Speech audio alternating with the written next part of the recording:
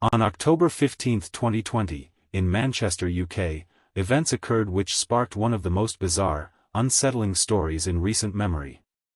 It's the kind of place where nothing happens, a typical suburban street just outside Manchester. Elmfield Road was quiet, peaceful even. Until one October evening in 2020, when a family's life changed forever. Tom and Sarah Bradley had lived on Elmfield Road for 6 years, raising their 2 young boys in what they described as a friendly, sleepy neighborhood. Houses lined neatly on either side, lawns trimmed, families exchanging pleasantries over hedges, nothing ever seemed out of the ordinary. But then, just before Halloween, things took a strange turn. It started small. Sarah recalls the first time she heard it, a faint, crunching sound outside the window. "I thought it was an animal, maybe a fox or a cat," she said. The sound was like someone walking slowly on gravel, but when Tom checked outside, there was nothing. The street was still. Over the next few nights, the noise returned. Sarah described it as footsteps, slow and deliberate, always around the same time, close to midnight. On the 3rd night, they both heard it. It sounded like someone was walking right outside our front window, stopping, and then continuing around the side of the house, Tom said. But it was the knock that finally made them nervous. Just after midnight, they heard 3 loud, deliberate knocks on the front door, knock, knock, knock. Tom went to check, but when he looked through the peephole, no one was there. "I opened the door, and there was nothing, just the empty street," he said. "It gave me a bad feeling, but I still tried to brush it off." The next morning, Sarah found something that unnerved her even more. Under their boy's bedroom window was a patch of disturbed dirt, like someone had been standing there. It was eerie, she recalled.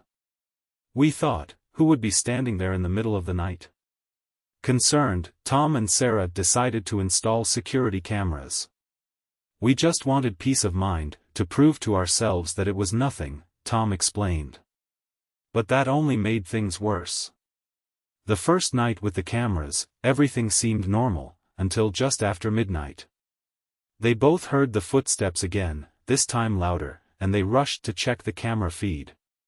The footage showed a figure, a person, or at least the silhouette of one, standing just outside their window, staring at the house. "We couldn't see any details, just this shape. It didn't move, didn't do anything, just stood there," Tom said. But the most unsettling part?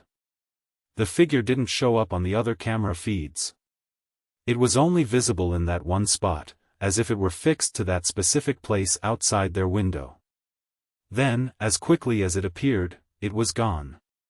"We checked the garden immediately, but there was nothing," Sarah added.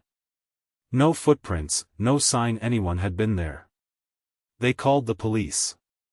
Officers came by, took a report, and chalked it up to potential trespassers, kids playing pranks, maybe.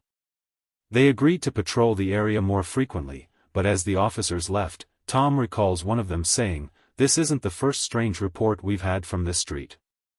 The following evening, things escalated. While Sarah was washing dishes, she glanced out of the kitchen window and saw, reflected in the glass, a face. Pale, expressionless, watching her from the garden. "I froze," she said. "When I turned around, no one was there." That night, the power in the house cut out at exactly 12:05 a.m., the whole house just went dark, all at once, Tom explained. "I grabbed a flashlight and went to check the breaker, but before I even got there, we heard this awful scraping sound. Like someone dragging something along the side of the house." They didn't sleep that night. By morning, they found something on the front door, 3 long, dark smudges. It looked like dirt or soot, smeared deliberately. Next to it, in rough writing, were the words, "You shouldn't have looked." Shaken, the family decided to leave. "We couldn't stay there another night," Sarah said. They moved in with Sarah's sister, and within a week, they put the house up for sale. Neighbors have since reported hearing similar strange noises at night. The new owners of the house on Elmfield Road? They've chosen not to speak publicly, but rumors continue to circulate. One neighbor mentioned seeing police at the house again just a few months later, investigating more unexplained disturbances. To this day, no one knows who, or what, was responsible for the events that terrorized the Bradley family.